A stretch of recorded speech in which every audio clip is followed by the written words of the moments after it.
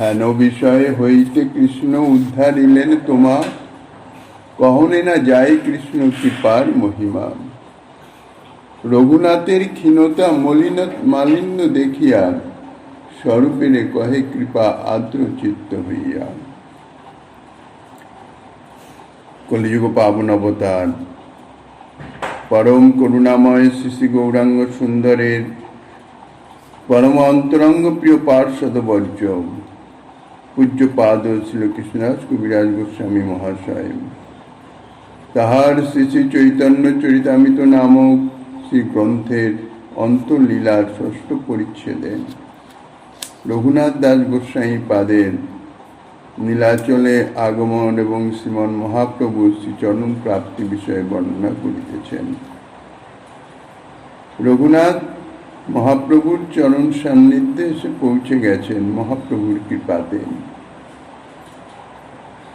এই রঘুনাথের যে তীব্র বৈরাগ্য, এই বৈরাগ্য সম্বন্ধে মহাপ্রভু তাঁর পিতা জ্যাঠা গোবর্ধন দাস হিরণ্য দাসের সাধুতা সম্বন্ধে প্রশংসা করেও বিষয়ের সংস্পর্শে থাকার যে দুষ্প্রভাব সে সম্বন্ধে মহাপ্রভু বর্ণনা করলেন।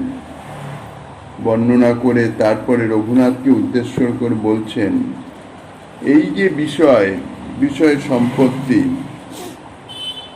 যাহা বিষয়ে বিষ্টাগর্থের তুল্যের ন্যায়, যে বিষয়ের স্বরূপ ধর্মই হচ্ছে এর সংস্রবে আসলেই জীব মহা অন্ধ হয়ে যায়, বিবেকহীন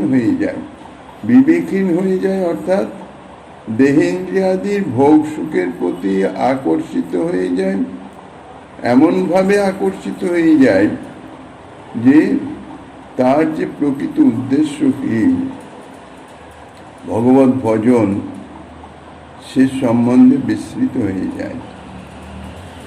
কেননা বিষয়ের সংস্পর্শে আসলেই বিষয়ের স্বরূপগত ধর্মই হচ্ছে তাহা। এমন কর্ম করাবে বিষয় যাতে সংসার বন্ধন বর্ধিত হবে। ভজনের উদ্দেশ্য হচ্ছে সংসার বন্ধন ক্ষয় করা, সংসার বন্ধন থেকে মুক্ত হওয়া। আর বিষয়ের স্বরূপগত ধর্ম হচ্ছে সংসার বন্ধনকে বৃদ্ধি করা, সংসার বন্ধন আরো বেশি দৃঢ় করে আবদ্ধ করা, অর্থাৎ ভোগ সুখের দিকে প্রবৃত্তি মার্গের দিকে তাহাকে চালিত করে দেয়। কর্মের পদ্ধতি হয়তো বাহ্যিকভাবে প্রায় একই রকম থাকে, যেমন গোবর্ধন দাস হিরণ্য দাস তারা বৈষ্ণবের মতন আচরণ, মহাপ্রভু বলছেন বৈষ্ণবের প্রায়, অর্থাৎ তাহারা সাধু সেবা ব্রাহ্মণ সেবা ইত্যাদি যত সৎকর্ম তারা সব করছেন, কিন্তু বিষয়ের সংস্পর্শে থাকার ফলে তাদের এই সৎকর্মগুলোই তাহাদের সংসার বন্ধনের কারণ হচ্ছে। অর্থাৎ বিষয়ের স্বরূপগত ধর্ম অনুযায়ী দেহেন্দ্রিয়াদিদের সুখের দিকেই, সুখ প্রাপ্তির দিকেই, ভোগ সুখের দিকেই তাহাকে আকর্ষিত করে নিয়ে যাবে। অথচ এই কর্মই যদি নিবৃত্তি মার্গের ভাব নিয়ে যদি করা যায়, তাহলে সে নিবৃত্তির দিকে অগ্রসর হবে। অর্থাৎ বিষয়ের সংস্রব ত্যাগ করে, ত্যাগ বলতে মহাপ্রভু বলেই দিয়েছেন, যথাযোগ্য বিষয়ে ভুঞ্জ অনাসক্ত হইয়া অন্তর্নিষ্ঠা করবাইছে লোক ব্যবহার। এইরকম আচরণ যারা করেন, অর্থাৎ ধীরে ধীরে ত্যাগ মার্গে, নিবৃত্তি মার্গের দিকে অগ্রসর হবেন। ভগবত ভজনের স্বরূপগত ধর্ম হচ্ছে তাহাকে বিষয়ের থেকে নিবৃত্ত করিয়ে ভগবত পাদপদ্মের দিকে আকর্ষণ করবে। আর বিষয়ের স্বরূপগত ধর্ম হচ্ছে তাহাকে আরো ক্রমান্বয়ে বিষয়ের মধ্যেই তাকে আরো বেশি করে জড়াবে। তো এহেন বিষয়ে, সেই বিষয়ের সংস্রব থেকে তোমাকে যে উদ্ধার করে এনেছেন, কৃষ্ণ কৃপার মহিমা তা বলে শেষ করা যায় না। কেননা এটা জীবের নিজ সামর্থ্যে এই বিষয় আসক্তি থেকে মুক্ত হওয়ার কোনো সম্ভাবনা নাই। মহৎ কৃপা ভগবত কৃপা ব্যতীত বিষয়ে আসক্তি থেকে মুক্ত হওয়া যায় না। তাই রঘুনাথকে উদ্দেশ্য করে বলছেন, শ্রীকৃষ্ণের তোমার প্রতি বিশেষ কৃপা, শ্রীকৃষ্ণ কৃপাতেই তুমি এই বিষয় থেকে মুক্ত হয়েছে। হেন বিষয় থেকে, অর্থাৎ এই যে বিষয় যার সর্বগত ধর্ম হচ্ছে ভববন্ধন বৃদ্ধি প্রাপ্ত করা, সংসার বন্ধন অর্থাৎ ভোগাসক্তি বর্ধিত করা, সেই বিষয় থেকে কৃষ্ণ যে তোমাকে উদ্ধার করে এনেছেন, ইহাই শ্রীকৃষ্ণের অভূতপূর্ব কৃপা। সেই কৃষ্ণ কৃপার মহিমা বলে শেষ করা যায় না। এ পর্যন্ত বলার পরে সমবেত ভক্তগণকে উদ্দেশ্য করে রঘুনাথের যে বিষয় বৈভব, তা থেকে যে কিভাবে সমস্ত কিছুকে ত্যাগ করে রঘুনাথকে প্রভুর শ্রীচরণ সান্নিধ্যে নিয়ে এসছেন, ভগবত কৃপা মহৎ কৃপার যে কী কাজ, কীদৃশ্য প্রভাব, তা বর্ণনা করে এবার রঘুনাথের দিকে দৃষ্টিপাত করে রঘুনাথের যে কৃশতা, 12 দিনে চলে এসেছেন নীলাচল ধামে। বঙ্গদেশ থেকে নীলাচল ধাম, তখনকার দিনে তো হাঁটা পথ ছাড়া কোনো পথ নাই, পায়ে হেঁটেই যেতে হতো। 20 দিনের রাস্তা, অর্থাৎ 20 দিন লাগতো, কমের পক্ষে 20 দিন লাগতো। আর রঘুনাথ সেই 20 দিনের পথ এসছেন 12 দিনে। আর এই 12 দিনের মধ্যে রঘুনাথের ভোজন প্রাপ্তি হয়েছে মাত্র 3 দিন। কাজেই অনাহার এবং পথের পরিশ্রমে রঘুনাথ সারাদিনমান, অর্থাৎ প্রভাত থেকে সন্ধ্যা পর্যন্ত শুধু হেঁটেই চলেছেন, শুধু পথই চলেছেন, বিশ্রামের কোনো অবকাশ নেই। সন্ধ্যার পরে যখন আর পথ চলার কোনো উপায় নাই, তাই বিশ্রাম করেছেন। বিশ্রাম মানে কোনো রকমের রাত্রি যাপন। সেই সঙ্গে সঙ্গে যতক্ষণ না প্রভুর চরণের সান্নিধ্যে পৌঁছাচ্ছেন, ততক্ষণ প্রভুর চরণ প্রাপ্তি সম্বন্ধে যে তীব্র উৎকণ্ঠা, যে চিন্তা, উৎকণ্ঠা, পৌঁছাতে পারবো কি না, সেই সঙ্গে সঙ্গে শারীরিক পরিশ্রম। তাহলে অনাহার এবং পথের পরিশ্রমে রঘুনাথের শরীর অত্যন্ত কৃশ হয়ে গেছে। দেহের মালিনতা, রীতিমতো স্নানাদির অভাব, পথে রৌদ্রের প্রভাব, রৌদ্রের তাপেই তো রঘুনাথ পথ চলেছেন। মধ্যাহ্নকালে বিশ্রামের কোনো অবকাশ নাই, কতক্ষণে প্রভুর চরণে পৌঁছাবেন। কাজেই সেই রৌদ্রের তাপে রঘুনাথের যে দিব্য কান্তি, উজ্জ্বল বর্ণ, তাহাও মলিন হয়ে গেছে। তাই প্রভু স্বরূপ দামোদরকে উদ্দেশ্য করে বলছেন, কৃপা আর্দ্র চিত্তে, স্বরূপেরে কহে কৃপা আর্দ্র চিত্ত হইয়া।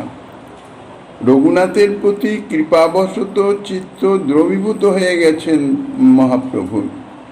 রঘুনাথের দেহের কৃশতা, মলিনতা দেখে প্রভুর চিত্ত দ্রবীভূত হয়ে গেছে। আহা, শ্রীকৃষ্ণ প্রাপ্তির নিমিত্ত রঘুনাথের এত উৎকণ্ঠা, কত কষ্ট করেছে, কত তার উৎকণ্ঠা। একে তো ইন্দ্রিয়ের তুল্য ঐশ্বর্য, অপ্সরার ন্যায় সুন্দরী যুবতী, এসবের মোহ ত্যাগ করা ইহা অত্যন্ত সুকঠিন কার্য। সেই সমস্ত ত্যাগ করে বের হয়ে এসছেন। গৃহে থাকাকালে কখনো মাটিতে পা ফেলত কিনা সন্দেহ। রাজপুত্র রঘুনাথ বলা হয়েছে। তার ভোজনে কত উপাদেয় ভোগ্যবস্তু, যার ভুক্তাবেশ রূপে উপরে থাকত। প্রাসাদ তুল্য গৃহে দুগ্ধ ফেননিব কোমল শয্যায় যাহার নিদ্রার আয়োজন হতো। যেভাবে সে বড় হয়েছে, রঘুনাথের গৃহত্যাগ ন্যূনতম কম বেশি 40 বছর বয়সে। শেষের দিকে নয় বৈরাগ্য করেছেন, অর্থাৎ নিতাই চাঁদের দর্শন করে আসার পরে তিনি আর অন্দরমহলে প্রবেশ করেন নাই, দুর্গা মণ্ডপে অবস্থান করেছেন। থাকলেও তাঁর যে শয্যা বা ভোজন ইত্যাদি, সেগুলো তো অত্যন্ত মনোরম ছিল। কাজেই সেখান থেকে এতাদৃশ অবস্থায় যিনি এতদিন দেহযাত্রা নির্বাহ করেছেন, সেই রঘুনাথ খালি পায়ে দুর্গম পথে, প্রসিদ্ধ পথে আসেন নাই। অনাহারে অনিদ্রায় সুদীর্ঘ পথ অতিক্রম করে সেই সপ্তগ্রাম থেকে নীলাচলে এসে উপস্থিত হয়েছেন। কৃষ্ণ প্রাপ্তির জন্যে তার কত উৎকণ্ঠা! এতাদৃশ উৎকণ্ঠা যদি না থাকে, কৃষ্ণ প্রাপ্তি অত সুলভ বস্তু নয়। যেমন তেমন ভাবে একটু ভজনাঙ্গ অনুষ্ঠান করলাম, নিজের সুখ সুবিধা ইত্যাদি সমস্ত বজায় রইল, একটু অসুবিধা অস্বাচ্ছন্দ্য এলেই ভজনের বিঘ্ন শুরু হয়ে যায়। শারীরিক অসুস্থতা, পারিপার্শ্বিক অসুবিধা ইত্যাদিতে ভজন ছেদ হয়ে যায়, অর্থাৎ ভজন নিয়ম ভঙ্গ হয়ে যায়। এইভাবে কি আর ভগবত কৃপা পাওয়া যায় না ভগবত সেবা পাওয়া যায়? নিদর্শন রঘুনাথ, কৃষ্ণ প্রাপ্তির জন্য তার কত উৎকণ্ঠা! বাস্তবিক রঘুনাথের এই যে নীলাচলে আগমন, কি অবস্থা থেকে কিভাবে নীলাচলে এসছেন, একটু চিন্তা করলেই গভীরভাবে যথার্থ ভগবত ভজনের যে কি তীব্রতা, কি উৎকণ্ঠা থাকা উচিত, সেটি অনুভবে আসে। তা নইলে কি প্রভুর চরণ পাওয়া যায়, প্রভুর অন্তরঙ্গ সেবা পাওয়া যায়? বাস্তবিক কেবলমাত্র সাধনাঙ্গের অনুষ্ঠানেই ভগবত কৃপা পাওয়া যায় তাহা নহে। সাধনাঙ্গের অনুষ্ঠান সে তো সকলেই করতে পারে, কিন্তু তাতেই ভগবত কৃপা পাওয়া যায় না। ভগবত কৃপা পাওয়ার সাধনের ঐকান্তিক আকুলতা, অর্থাৎ ভগবত কৃপা, ভগবত সেবা প্রাপ্তির নিমিত্ত চিত্তের যে উৎকণ্ঠা, যে লালসা, যে আকুলতা, ব্যাকুলতা, তাই হচ্ছে ভগবত কৃপা লাভের একমাত্র হেতু। কেন? তিনি তো অন্তর্যামী। বাইরের সকলকে ফাঁকি দেওয়া যেতে পারে, কিন্তু তানাকে তো ফাঁকি দেওয়া যাবে না। আমি বাইরে সারাদিন খুব ভগবত নানাবিধ ভজনাঙ্গের কার্যে রত হয়ে রইলাম, কিন্তু আমার অন্তরের কি জাতীয় ভাব, তাহা তো অন্তর্যামীই জানেন। বাইরের লোককে দেখলো না দেখলো, জানলো না জানলো, তাতে কিচ্ছু যায় আসে না। যার কৃপা প্রাপ্তির জন্য আমার ভজনাঙ্গের অনুষ্ঠান, তিনি সবই দেখিতেছেন, সবই বুঝিতেছেন আমার অন্তরের কতটা লালসা, কতটা ভগবত সেবা প্রাপ্তির জন্যে আমার শশুক বাসনা ত্যাগ প্রবৃত্তি। এটা তো তানার কাছে ফাঁকি দেওয়া যাবে না।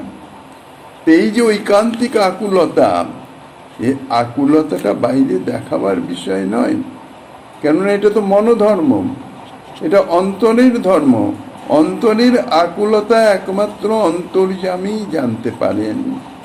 ভগবত প্রাপ্তির সাধন যে ভজনাঙ্গ, তার অনুষ্ঠানের পরিশ্রমাদি দ্বারা, অর্থাৎ পরিশ্রমের মাধ্যমে এই আকুলতার কথঞ্চিত প্রকাশিত হয়। ভগবত প্রাপ্তির জন্য, ভগবত সেবার জন্য যে উৎকণ্ঠা, যে চেষ্টা, যে পরিশ্রম, তার মধ্যে দিয়ে আকুলতার, ভগবত প্রাপ্তি, ভগবত সেবা প্রাপ্তির আকুলতার কথঞ্চিত প্রকাশিত হয়। ধ্রুবের সামনে ধ্রুবের সাধন পরিশ্রমের তার ঐকান্তিক আকুলতা দেখে নারায়ণের কৃপা হলো। কি তীব্র ভজন করেছিলেন ধ্রুব! নারদ ঋষির নির্দেশ অনুযায়ী তীব্র ভজন, সেই রকম ভজনের তীব্রতা চাই। ধ্রুব 5 বছরের শিশু, ভগবত সম্বন্ধে কিছুই জানেন না, অথচ ভগবত ভজন করতে বেরিয়ে পড়েছেন। সমস্ত কিছু ত্যাগ করে। ধ্রুব তো রাজপুত্র, 5 বৎসর বয়স, ভগবত প্রাপ্তিই হচ্ছে তার উদ্দেশ্য।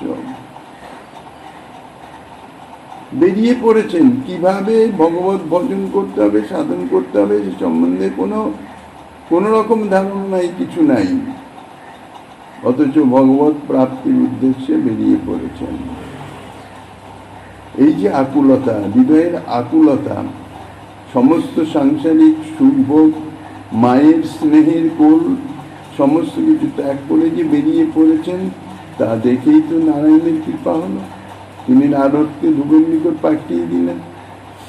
দামবন্ধন লীলাতেও দেখা যায় মাতা যশোমতীর যে শান্তি, ক্লান্তি, আকুলতা, আমার পুত্র, তাকে আমি বন্ধন করতে পারবো না, বন্ধন করবই। শ্রীকৃষ্ণকে বন্ধন করবার নিমিত্ত তার এই যে তীব্র উৎকণ্ঠা, আকুলতা, তা দেখেই শ্রীকৃষ্ণের কৃপা হলো, তিনি বন্ধন স্বীকার করলেন। তা ঠিক সেই রকম রঘুনাথের চৈতন্য চরণ প্রাপ্তির নিমিত্ত যে তীব্র উৎকণ্ঠা, আকুলতা এবং পরিশ্রম, শুধু অন্তরে আকুলতা থাকলেই হবে না, বাহ্যিক তার কিছু ক্রিয়া চাই, অর্থাৎ ভজন, পরিশ্রম, সেটা থাকা চাই। তা রঘুনাথের এই যে পথশ্রান্তি জনিত কিশোরতা, মলিনতা, তা দেখেও শ্রীমন মহাপ্রভুর চিত্ত দ্রবীভূত হয়ে গেল, কৃপা হয়ে গেল। তিনি তাকে স্বরূপের হস্তে সমর্পণ করলেন। স্বরূপকে উদ্দেশ্য করে প্রভু বলছেন, এই রঘুনাথে আমি সপিল তোমারে পুত্রভিত্ত রূপে তুমি করো অঙ্গীকারে। এই রঘুনাথকে আমি তোমার হস্তে সমর্পণ করলাম। সর্বদামোদর প্রভুর দ্বিতীয় কলেবর, দ্বিতীয় স্বরূপ, যিনি পূর্বলীলায় ললিতা সখী, অর্থাৎ প্রভুর অন্তরঙ্গ। পূর্বলীলায় যেমন রাধারানীর একমাত্র অন্তরঙ্গ, সমস্ত অন্তরঙ্গ সখীগণের মুখা, এখানেও স্বরূপ দামোদর তাই। তাই রঘুনাথকে তার হস্তেই সমর্পণ করছেন। আজ হতে রঘুনাথ তোমার, তুমি নিজের পুত্র জ্ঞানে, নিজের ভৃত্য জ্ঞানে ইহাকে অঙ্গীকার করবে, গ্রহণ করবেন, ইহাই আমার অনুরোধ। পুত্র ভৃত্য রূপে, পুত্র রূপে এবং ভৃত্য রূপে। পুত্র রূপে বললেন কেন? পিতার যে ঐকান্তিক স্নেহ, মমতা, তাহা পুত্রের প্রতি বর্ষিত হয়। পুত্র হচ্ছে ঐকান্তিক স্নেহের পাত্র। শুধু তাই নয়, পুত্র হচ্ছে পিতার সম্পত্তির উত্তরাধিকারী। তার জন্য পুত্রকে কিছু চেষ্টাও করতে হয় না, স্বাভাবিক পুত্রত্বই হচ্ছে তার উত্তরাধিকারীর প্রমাণ। পিতা তার সমস্ত সম্পত্তি রেখে যান এবং পুত্রই তা প্রাপ্ত হন। পুত্রের জন্য রেখে যান এবং সেই সম্পত্তি রক্ষা করার কৌশল তাহা পিতাই পুত্রকে শিক্ষা দিয়ে থাকেন। এতাদৃশ ভাবে মহাপ্রভুর এই যে পুত্রভিত্ত রূপে, এর ভিতরে অনেক উদ্দেশ্য, অর্থাৎ অনেক কথা প্রভু, অনেক কৃপা প্রভু করে দিলেন স্বরূপের মাধ্যমে। অর্থাৎ স্বরূপের যে সমস্ত সম্পত্তি, সম্পত্তি বলতে কি ভজন সম্পত্তি, স্বরূপ দামোদর তো প্রভু একান্ত অন্তরঙ্গ, অর্থাৎ তানার পুত্র তানার সম্পত্তি পাবেন, মানে প্রভুর অন্তরঙ্গতাই, অন্তরঙ্গ সেবাই প্রাপ্ত হবেন। এবং সেই অন্তরঙ্গ সেবা যাহাতে তিনি করে যেতে পারেন, চিরদিন নিয়োজিত থাকতে পারেন, সেই জন্য সেবা শিক্ষাও তিনি দিচ্ছেন। আর ভিত্তরূপে, ভিত্তের কার্য হচ্ছে সেবাদি দ্বারা প্রভুর প্রীতি সম্পাদন। প্রভুরও কার্য হলো ভিত্তুকে নিজের সেবা দেওয়া, সর্বতভাবে ভিত্তের পালন, ইহাই হচ্ছে প্রভুর কার্য। আর ভিত্তের অর্থাৎ সেবকের ধর্ম হচ্ছে যেন তেন প্রকারেণ সেবার মাধ্যমে প্রভুর প্রীতি সাধন। শ্রীমন মহাপ্রভু বললেন, স্বরূপ এই রঘুনাথকে তুমি তোমার পুত্র রূপে এবং ভিত্ত রূপে অঙ্গীকার করো। শ্রীকৃষ্ণ প্রেমরূপ তোমার যে অতুলনীয় সম্পত্তি, রঘুনাথকে সেই সম্পত্তির অধিকারী করে নাও, উত্তরাধিকারী। কি উপায়ে সেই ধন প্রাপ্তির যোগ্যতা অর্জন করা যায়, কি রূপে সেই ধন রক্ষা করা যায়, তাহা রঘুনাথকে তুমি শিক্ষা দিয়ে দাও।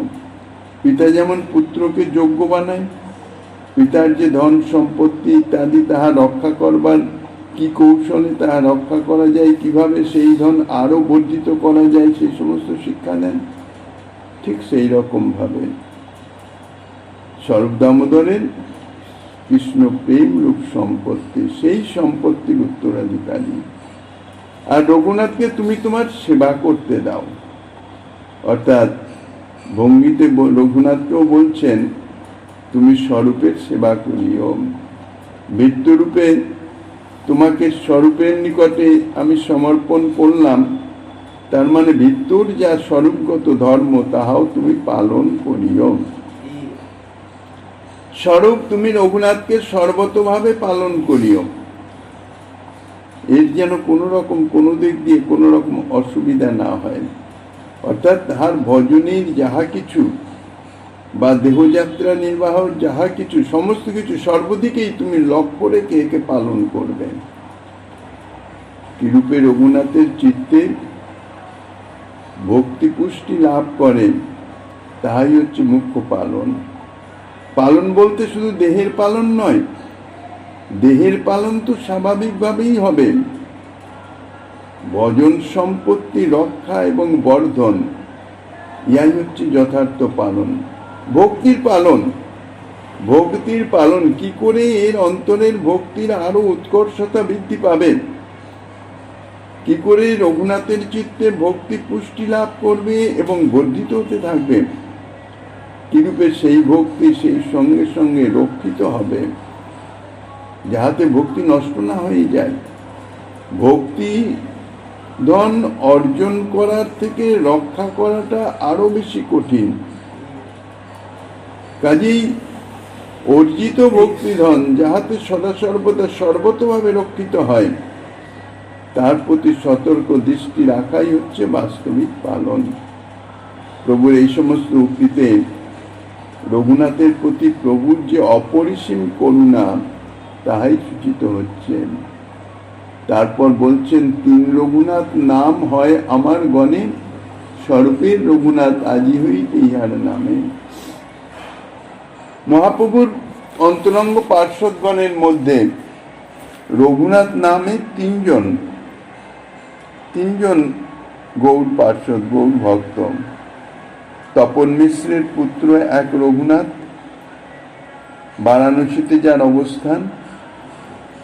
রঘুনাথ বৈদ্য বলে আর একজন ভক্ত, যিনি দ্বিতীয় রঘুনাথ, আর এই রঘুনাথ দাস ইনি তৃতীয় রঘুনাথ। এখন তিনজনই রঘুনাথ নাম। রঘুনাথ বললে কাকে বোঝা যাচ্ছে, সেই জন্যে বিশেষিত করে দিলেন। এই দিন হতে এই রঘুনাথ দাসের নাম হয়ে গেল স্বরূপের রঘুনাথ। কোন রঘুনাথ? স্বরূপের রঘুনাথ। স্বরূপের রঘুনাথ বললেই রঘুনাথ দাস গোস্বামীপাদকেই বোঝাত। আদিলীলার দশম পরিচ্ছেদে প্রেম কল্পতরুর শ্রী চৈতন্যরূপ মুখ্য শাখার নাম বিবরণে প্রভুর গণের মধ্যে উক্ত তিনজন রঘুনাথের নামই পাওয়া যায়, রঘুনাথ বৈদ্য আর রঘুনাথ দাস। রঘুনাথ ভট্টাচার্য মিশ্রের নন্দন, এইভাবে তিন রঘুনাথের কথা পাওয়া যায়। শ্রীমন নিত্যানন্দ প্রভুর গণের মধ্যেও এক রঘুনাথের নাম পাওয়া যায়, রঘুনাথ বৈদ্য উপাধ্যায় মহাশয়। আবার শ্রী অদ্বৈত আচার্য প্রভুর গণের মধ্যেও এক রঘুনাথের নাম পাওয়া যায়, পুরুষোত্তম পণ্ডিত আর রঘুনাথ। কিন্তু এই দুই রঘুনাথের কেহই সাক্ষাৎভাবে মহাপ্রভুর গণের মধ্যে অন্তর্ভুক্ত নন, একজন নিত্যানন্দ গণের মধ্যে, একজন অদ্বৈত আচার্যের গণের মধ্যে। মহাপ্রভুর গণের মধ্যে মুখ্য যে তিনজন রঘুনাথ, তার মধ্যে রঘুনাথ দাস হচ্ছেন স্বরূপের রঘুনাথ। এতকহি রঘুনাথের হস্ত ধরিল, স্বরূপের হস্তে তার সমর্পণ করিল। শ্রীমন মহাপ্রভুর কত করুণা! শুধু যে মুখে মুখে বললেন তা নয়, সাক্ষাৎ ভাবে রঘুনাথের হাতে ধরে স্বরূপের হাতে সমর্পণ করে দিলেন। কেননা রঘুনাথ দাস গোস্বামীপাদ মহাপ্রভুর চরণে নিজেকে সমর্পণ করে দিয়েছেন, মহাপ্রভু তাকে রঘুনাথের হস্তে সমর্পণ করে দিলেন। অর্থাৎ আজ থেকে সমস্ত কিছু দায়িত্ব যা কিছু রঘুনাথের। রঘুনাথ তোমাকে যেরকম বলবেন, যেরকম নির্দেশ দেবেন, যা বলবেন, যা করাবেন, রঘুনাথের নির্দেশ অনুযায়ী সেই রকম করবে। রঘুনাথের আনুগত্যেই তুমি সমস্ত কিছু করবে। স্বরূপ কহে মহাপ্রভুর যে আজ্ঞা হইল, এত কহি রঘুনাথের পুনঃ আলিঙ্গিল। শ্রীমন মহাপ্রভুর এই যে কৃপা, সহস্তে রঘুনাথকে স্বরূপের হাতে সমর্পণ করে দিলেন, তখন স্বরূপ দামোদর গোস্বামী প্রভুর অভিপ্রায় অনুসারে রঘুনাথকে অঙ্গীকার করে নিলেন, যে প্রভুর যে আজ্ঞা অঙ্গীকার করলেন, এবং অঙ্গীকারের নিদর্শন স্বরূপ পুনরায় আবার রঘুনাথকে আলিঙ্গন করলেন, কৃপা বর্ষণ করলেন। চৈতন্যের ভক্ত বাৎসল্য কহিতে না পারি, গোবিন্দের কহে রঘুনাথে দয়া করি। শ্রীমন মহাপ্রভু বলতে গেলে ভগবানের তো ভক্ত বাৎসল্যই হচ্ছে চরম, কিন্তু সেই ভক্ত বাৎসল্যের যে প্রকাশ, স্বাভাবিক বলা যায় শ্রীকৃষ্ণের দামবন্ধন লীলা হচ্ছে ভক্ত বাৎসল্যের চূড়ান্ত। কিন্তু সেই শ্রীকৃষ্ণই যখন গৌর স্বরূপে আবির্ভূত হয়েছেন, তখন তাঁর যা ভক্ত বাৎসল্য গুণ প্রকাশিত হয়েছে, তাহা অতুলনীয়। তাই বলছেন চৈতন্যের ভক্ত বাৎসল্য কহিতে না পারি, তা ভাষায় বর্ণনা করা যায় না। ভক্তের প্রতি এত কৃপা, অযাচিতভাবে কৃপা, ভক্ত চায় না, তবুও প্রভু তাকে কৃপা করেন, ডেকে ডেকে কৃপা করেন। এটা দৃশ্য অযাচিত কৃপা। রঘুনাথের ভজন সম্বন্ধে সমস্ত কিছু সুবন্দোবস্ত করে দিলেন, কিন্তু শারীরিক যে ক্ষীণতা হয়েছে এই নীলাচলে আসার জন্যে, সেদিকেও প্রভুর দৃষ্টি আছে। তাই গোবিন্দকে সম্বোধন করে বলছেন, পথেহিও করিয়াছে বহুত লঙ্ঘন, কতদিন করই আর ভালো সন্তর্পণ। গোবিন্দকে বলছেন যে পথে, অর্থাৎ এখানে আসতে অনেক অনিয়ম করেছে রঘুনাথ, কয়েকদিন ভালোরূপে আহারাদি ইত্যাদি দিয়ে তুমি একে একটু সন্তর্পণ করো, অর্থাৎ এর সুস্থতা নিবন্ধন, তুমি ভালোরূপ একটু ভালো মন্দ কিছু ভোজনের ব্যবস্থা করে দিও। সমবেত যে ভক্তমণ্ডলী সেখানে উপস্থিত ছিলেন, রঘুনাথের প্রতি এতাদৃশ কৃপা, রঘুনাথের ইহকাল পরকাল, যদিও রঘুনাথ গোস্বামী পাদ তিনি নিত্যসিদ্ধ পার্ষদ, কিন্তু সেটা তো স্বরূপের কথা, সেটা আলাদা। লৌকিক লীলাতে রঘুনাথ দাস যেরকম একজন বিষয়ী, মহা বিষয়ের ভিতর থেকে এসছেন, সেই রঘুনাথ দাসের প্রতি শ্রীমন মহাপ্রভুর এতাদৃশ কৃপা, যে তার সমস্ত কিছু ইহকাল পরকাল সমস্ত কিছুর সুব্যবস্থা, অর্থাৎ চিরন্তনী ব্যবস্থা করে দিলেন, স্থায়ী ব্যবস্থা যাকে বলে। সেই সঙ্গে সঙ্গে বর্তমানকে উপেক্ষা নয়, বর্তমানেরও যাতে কয়েকদিন একটু ভোজন পান বিশ্রামের মাধ্যমে রঘুনাথ শারীরিক সুস্থতা লাভ করেন, অর্থাৎ এই দীর্ঘ অনিয়মের যে সেটার ঘাটতিটা কমে যায়, সেদিকেও প্রভুর দৃষ্টি আছে। প্রভু গোবিন্দকে বলে দিলেন যে ভালো মতো সন্তর্পণ করো। তো এই যে কৃপা সর্ববিধ বিষয়ে রঘুনাথের প্রতি তার কিছু কৃপা দেখে সমবেত যে ভক্তগণ, তারা বিস্মিত হয়ে গেলেন। রঘুনাথে কহে যাই কর সিন্ধু স্নান, জগন্নাথ দেখি আসি করহ ভোজন। রঘুনাথকে বলে দিলেন তুমি যাও, সিন্ধু স্নান অর্থাৎ সমুদ্র স্নান করে আসো, এসে জগন্নাথ দেব দর্শন করে এসে প্রসাদ গ্রহণ করো। এত বলি প্রভু মধ্যাহ্ন করিতে উঠিলা, রঘুনাথ দাস সব ভক্তদের মিলিলাম।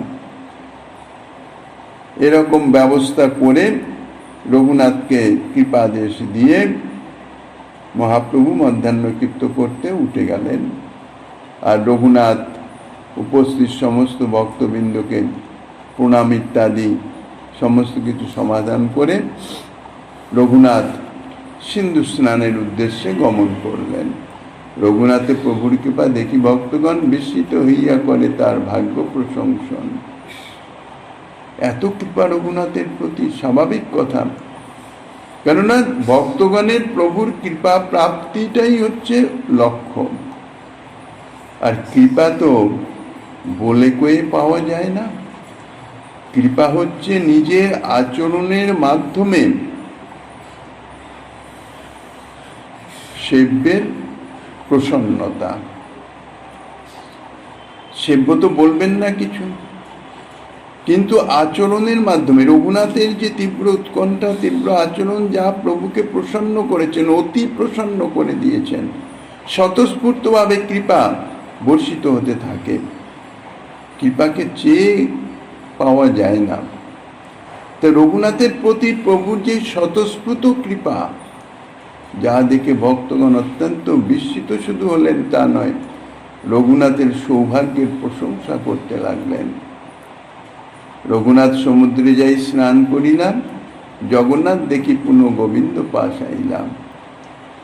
রঘুনাথ সমুদ্রে গেলেন, সমুদ্র স্নান করলেন, করে জগন্নাথ দেব দর্শন করে আবার প্রভুর সান্নিধ্যে এসে উপস্থিত হলেন। ইতিমধ্যে প্রভুর মধ্যাহ্ন স্নান আদি সমাপন করে মধ্যাহ্নকালীন প্রসাদ গ্রহণও সমাপন হয়েছে। প্রভুর অবশিষ্ট পাত্র গোবিন্দ তারে দিল, আনন্দিত হইয়া রঘুনাথ প্রসাদ পাইল।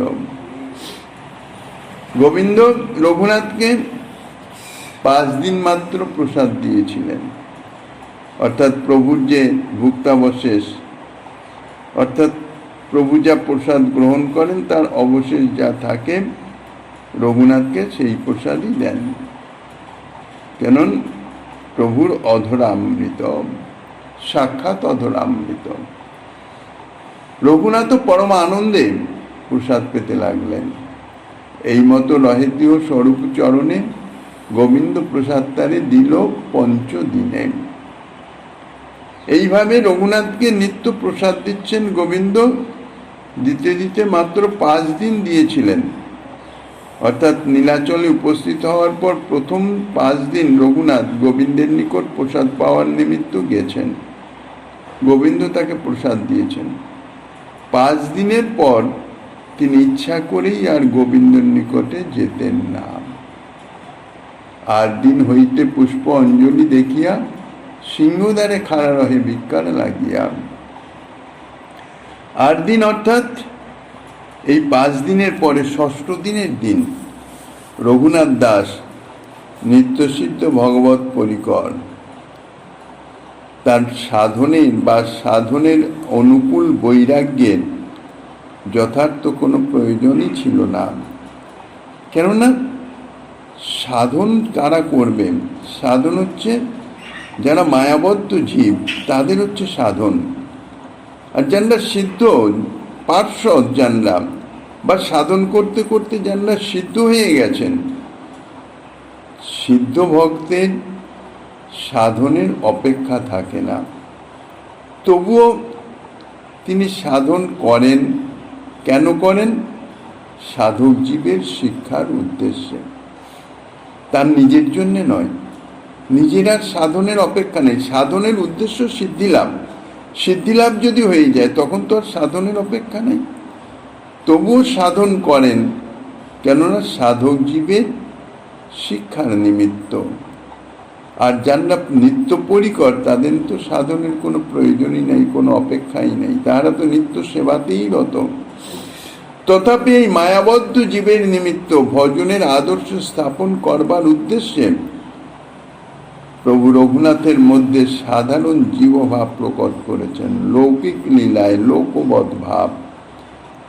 প্রভুর যে পার্শ্বদগণ সব নিত্য পার্শ্বদ, কিন্তু তবু হরিদাস ঠাকুর, শ্রীরূপ গোস্বামীপাদ, সনাতন গোস্বামীপাদ, তারা কোন স্তরে থেকেও, অর্থাৎ এই লৌকিক জগতেও কোন স্তরে থেকে নিজেদের কিভাবে সংসারে উপস্থাপিত করেছেন। কত দিনহীন, কত দৈন্যতা, কত কাতরতা, কত আকুলতা।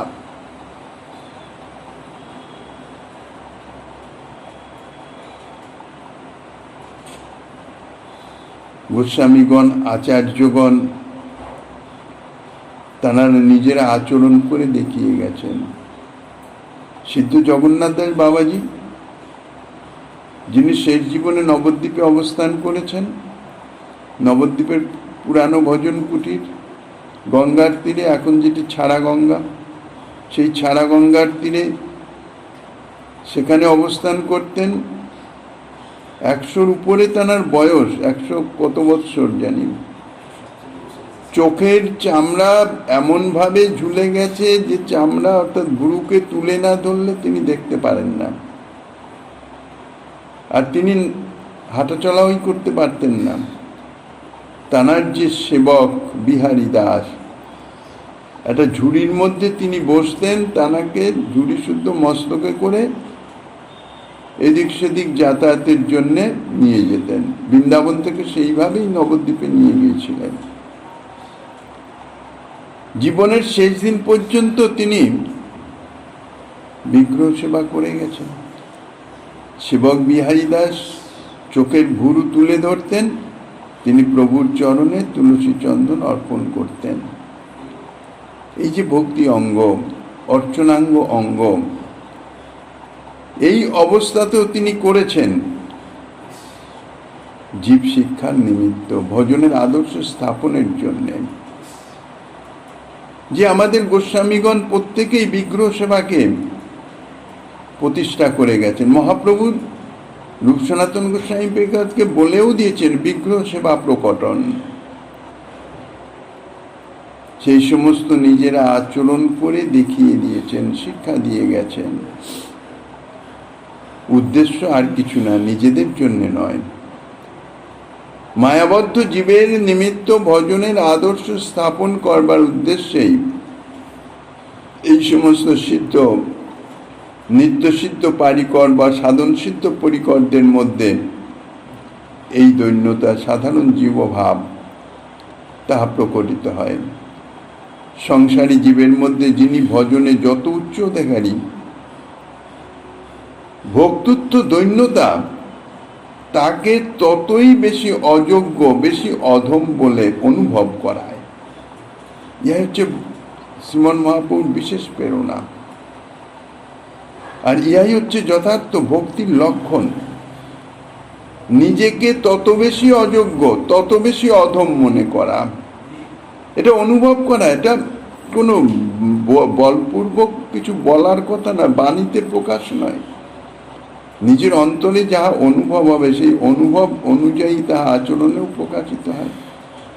নিজের শক্তির উপরে তাহার আস্থা ততই অধিক রূপে লোপ পেয়ে থাকে। যেমন অবোধ শিশু, নিজের উপর কোনো আস্থা নাই, সর্ববিষয়ে মায়ের উপর নির্ভরশীল, সেই রকম সর্ববিষয়েই তিনি তাঁর অভীষ্ট দেবের উপর নির্ভরশীল, সমর্পিত আত্মা। তাই রঘুনাথ দাস 5 দিন পর্যন্ত গোবিন্দ দেওয়া প্রভুর অবশেষ পাত্র পেলেন। তারপরে তিনি বিচার করতে লাগলেন, আমি তো মায়াবদ্ধ জীব, অনাদিকাল থেকেই শ্রীকৃষ্ণ সেবা ভুলে দেহের সেবাতেই মত্ত হয়ে আছি, দেহের সুখানুসন্ধানেই সর্বদা ব্যাপৃত আছি। কিন্তু যতদিন এই আত্মসুখানুসন্ধান থাকবে, দেহের সুখ সুবিধার প্রতি যতদিন দৃষ্টি থাকবে, ততদিন বাস্তবত কৃষ্ণ কৃপার কোনো আশাই নাই। শিশুকাল থেকে স্নেহশীল পিতা, মাতা, জ্যাঠা প্রভৃতি আত্মীয় স্বজনের আদর যত্নে প্রচুর পরিমাণে দেহ সুখ ভোগ করে আসছি। এখন প্রভুর বিশেষ কৃপাতে গৃহ ছেড়ে প্রভুর চরণ সান্নিধ্যে এসে পৌঁছালাম। প্রভু কৃপা করে সর্ববিধ ব্যবস্থা করে দিয়েছেন ঠিকই, প্রভুর অবশেষ পাত্র পেয়েও কৃতার্থ হচ্ছি। সঙ্গে সঙ্গে গোবিন্দর যে স্নেহ, প্রীতি, আদর, যত্ন তাও পাচ্ছি। তাহলে বাড়িতে যেভাবে ছিলাম, দেহ সুখ স্বাচ্ছন্দ্যে, কোনো রকম কোনো কষ্ট নাই, কোনো রকম কোনো ভোজন পান ইত্যাদির চেষ্টা নাই, এখানেও তো সেই রকমই আদর যত্ন, সেই রকমই অনায়াস প্রাপ্তি।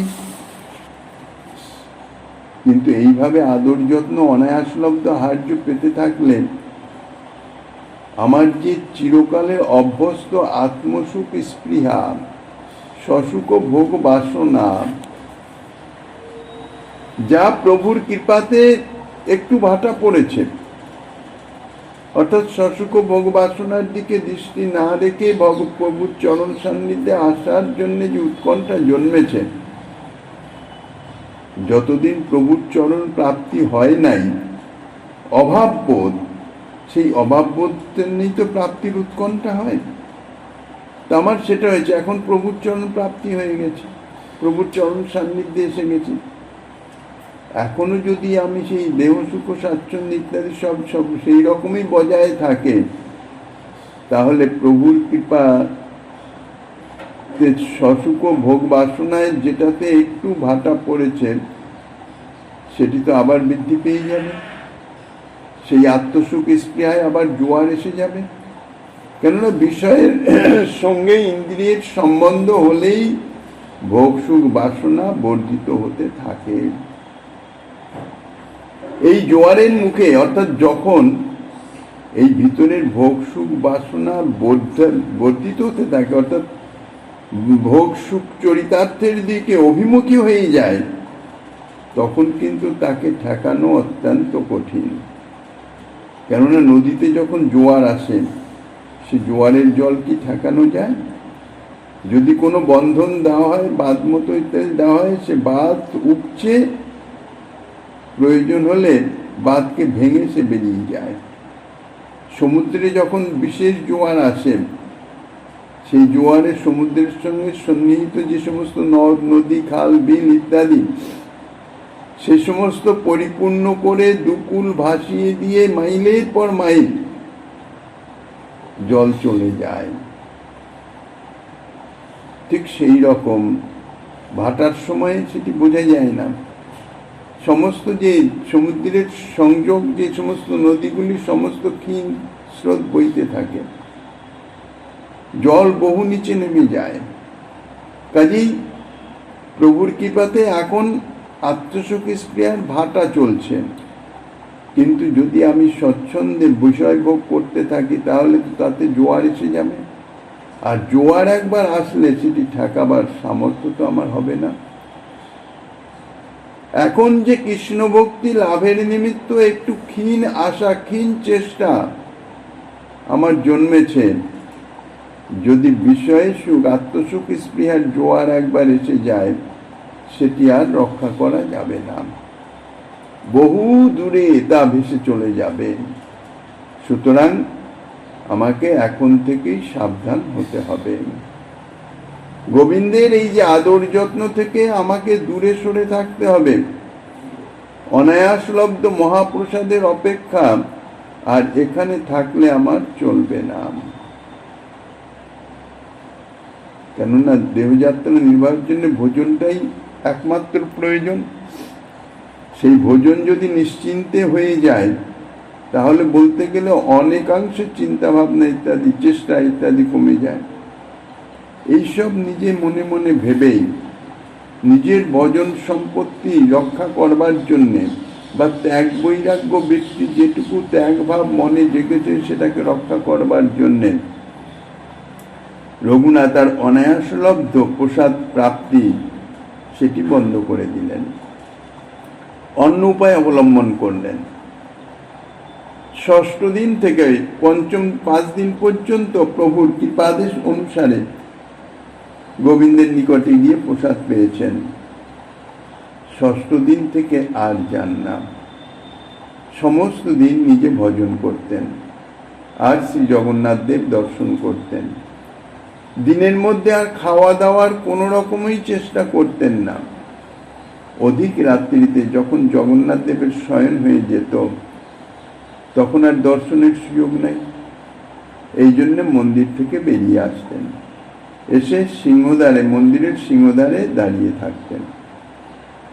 জগন্নাথের সেবকগণ তারা সেবা কার্য সমাধা করে এই সিংহদ্বার দিয়ে বেরিয়ে নিজ নিজ গৃহে যেতেন। এই গৃহে ফিরবার সময় রঘুনাথকে দেখলে যদি কাহারও দয়া হতো, তিনি পাশেই আনন্দবাজার প্রসাদ বিক্রি হয়, তিনি মহাপ্রসাদের দোকান থেকে কিছু মহাপ্রসাদ নিয়ে তাকে দিতেন।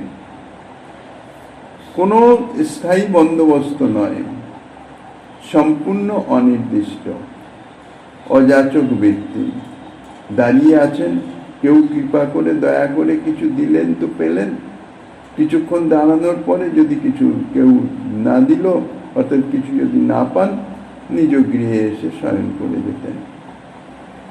যদি কেউ কিছু দিত তাই আহার করে রঘুনাথ তৃপ্তি অনুভব করতেন।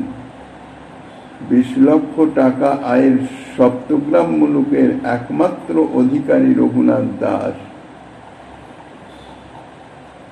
এইভাবে জীবনযাত্রা নির্বাহ করতে লাগলেন। ভজন জীবন। ভগবত কৃপা এত সহজ বস্তু নয়। সুখে স্বচ্ছন্দে থেকে কোনো রকম কষ্ট সহ্য করব না, ভজনের নিয়ম একটুখানি করে যাব আর ভগবত কৃপা হয়ে যাবে, এত সহজ বস্তু নয়। বিশেষ করে রাগানুগা মার্গের ভজন, তীব্র ত্যাগ, তিতিক্ষা, বৈরাগ্যের ভাব অন্তরে জাগরিত করতে হবে। আদর্শ রঘুনাথ দাস গোস্বামী পাদ। অর্থাৎ 5 দিন পর থেকে পুষ্পাঞ্জলি দর্শন করে, অর্থাৎ জগন্নাথ দেবের চরণে পুষ্পাঞ্জলি, শয়নের পূর্বে যে পুষ্পাঞ্জলি দেওয়া হয়, ইহাই জগন্নাথ দেবের শেষ সেবা। এরপরেই জগন্নাথ দেবের শয়ন হয়ে যায়, আর দর্শন হয় না। তারপরেই সিংহদ্বারে বেরিয়ে রঘুনাথ নাম করতেন, দাঁড়িয়ে দাঁড়িয়ে নাম করছেন। আর মোটামুটি সেরকম একটা নিয়মও চলিত ছিল। জগন্নাথের সেবক যত বিষয়ীগণ সেবা সারি রাত্রে করে গৃহের গমন, সিংহদ্বারে অন্নার্থী বৈষ্ণব দেখিয়া পশারির ঠাই অন্ন দেয় কৃপাত করিয়া। এই মতো সর্বকাল আছে ব্যবহার, নিষ্কিঞ্চন ভক্ত খাড়া হয় সিংহদ্বার।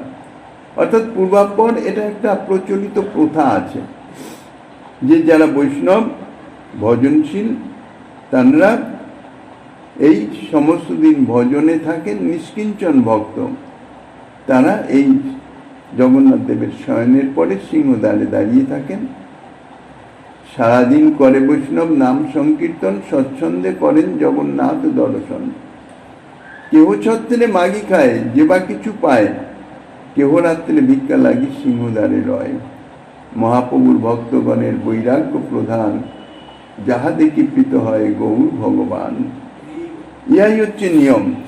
যাহারা স্ত্রী পুত্রাদি নিয়ে গৃহস্থ আশ্রমে আছেন, অথচ শ্রী জগন্নাথ দেবের সেবা কার্যে রত, তারা শ্রী জগন্নাথ দেবের সেবা কার্য সমাধান করে গৃহ কার্যাদির অনুরোধে নিজ নিজ গৃহে গমন করার সময় তাঁরা এই সিংহদ্বারে যে বৈষ্ণব দাঁড়িয়ে আছেন, অন্নার্থী বৈষ্ণব, যে বৈষ্ণব প্রসাদান্ন পাওয়ার আশায় দাঁড়িয়ে আছেন, তাদের মহাপ্রসাদ দিয়ে দিতেন।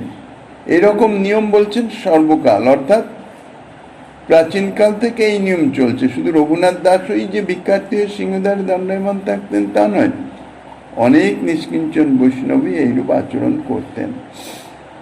আবার কেবল মহাপ্রভুর নীলাচল বাসের সময়ই যে এই নিষ্কিঞ্চন বৈষ্ণবগণ এইভাবে ভিক্ষার্থী হতেন তা নয়, সকল সময় এই নিষ্কিঞ্চন বৈষ্ণবগণ সমস্ত দিন নাম সংকীর্তন করেন, অর্থাৎ নিজ নিজ ভজনে রত থাকেন, যথেচ্ছভাবে জগন্নাথ দেব দর্শন করেন। আহারের জন্যে কেহ দিনে বা দিনের ছত্রেও যেতেন, ছত্রে যা কিছু পেতেন তাই ভোজন করতেন, তৃপ্তি হতেন। তারা রাত্রে আহার করতেন না, ভোজন করতেন না। আর যারা সারাদিন ভোজন করতেন না, তারা এইরা জগন্নাথ দেবের শয়নের পরে সিংহদ্বারে দাঁড়াতেন। তারা যা কিছু পেতেন তাই দিয়েই দেহযাত্রা নির্বাহ করতেন। এই যে প্রথা, এটি প্রাচীনকাল থেকেই আছে। এখানে বলছেন নিষ্কিঞ্চন বৈষ্ণব, নিষ্কিঞ্চন ভক্ত, যিনি শ্রীকৃষ্ণ ভজনের উদ্দেশ্যে স্ত্রী পুত্র বিষয়ের সম্পত্তি সমস্ত কিছু ছেড়ে কাঙাল সেজেছেন। অর্থাৎ যখন যাহা কিছু মেলে তিনি তাহাই আহার করে তৃপ্তি লাভ করতেন। দেহযাত্রা নির্বাহের জন্য শুধু নয়, তাতেই তিনি সন্তুষ্ট, কেননা মনের যে সন্তুষ্টি প্রসন্নতা তাহা ভজনের একটি বিশেষ সহায়কারী। মনের যে অসন্তোষ অতৃপ্তি তাহা কিন্তু চিত্তকে চাঞ্চল্য করায়, তাহা কিন্তু ভোগবাসনা বর্ধিত করায়। যথালাভ সন্তোষ এই জন্য ভজনের একটি বিশেষ অঙ্গ। যা প্রাপ্ত হচ্ছে তাতে সন্তুষ্টি। অনন্য উপায় হয়ে আমি সেটা মেনে নিলাম, আমাকে এছাড়া উপায় নেই, আর কিছু নাই, কি করব, তা নয়। সন্তুষ্ট চিত্তে, এই জন্যে বলেছেন যথালাভ সন্তোষ, ইহা ভজনের অঙ্গ। যখন যা কিছু মেলে তাতেই সন্তুষ্টি তৃপ্তি। এইভাবে ভজনের অনুষ্ঠান করতে হয়। তাহলেই তো সমস্ত কিছু ত্যাগ করে এসে, বিষয় ত্যাগ করে এসে পুনরায় যদি সেই বিষয় প্রাপ্তির জন্য, অর্থাৎ ভোগ সুখ ইত্যাদি, সুখ স্বাচ্ছন্দ্য ইত্যাদি প্রাপ্তির জন্য মনে বাসনা জন্মে, তাহলে বুঝতে হবে আমার ভজন ঠিক হচ্ছে না, কোথাও ছিদ্র আছে, আমার বিষয় আসক্তির দিকে ধাবিত হচ্ছে। তাকে তখনই সাবধান হয়ে যেতে হয়। বিচার বিশ্লেষণ করে এই যে কতগুলো ভজন নিয়ম আছে, কৃষ্ণপ্রীত্যে ভোগ ত্যাগ, অব্যর্থ কালত্ব, যথালাভ সন্তোষ ইত্যাদি, এই যে কতগুলি আছে, এইগুলিকে বিশেষভাবে অনুশীলন করা উচিত যদি ভজনে অগ্রসর হতে হয়। তা নলে সমস্ত কিছু ছেড়ে আসলাম, তাতেই নিষ্কিঞ্চন ভক্ত হওয়া যায় না। নিষ্কিঞ্চন ভক্তের যে গুণাবলী, সেগুলিকে চিত্তে ভজনের মাধ্যমে প্রকাশিত করতে হবে। তো সেই জন্যই বলছেন মহাপ্রভুর ভক্তগণে বৈরাগ্য প্রধান। মহাপ্রভুর ভজন করতে গেলে, মহাপ্রভুর ভক্ত যারা গৌর ভক্ত আখ্যা প্রাপ্ত হতে চান, তাদের বৈরাগ্যই হচ্ছে ভজনের মুখ্য অঙ্গ। এর সম্বন্ধে গোস্বামীপা যা আস্বাদনে দিচ্ছেন, শ্রীমন মহাপ্রভু লীলার একটি পাহলে আগামী দিন আস্বাদনের বাসনা রেখে অধ্যকার শ্রী চৈতন্য কথার এখানেই বিশ্রাম।